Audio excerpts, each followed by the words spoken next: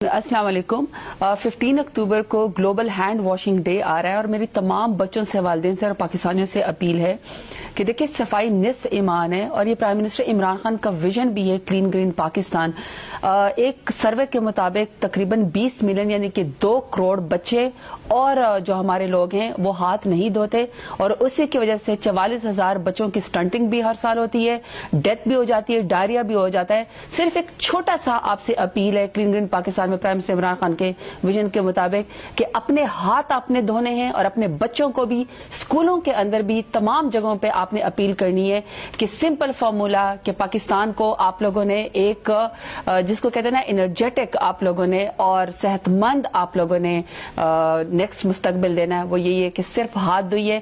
15 अक्टूबर को world hand washing day है, आप इसमें हिस्सा लें और क्लीन ग्रीन मूवमेंट पाकिस्तान का आप लोग हिस्सा बनिए।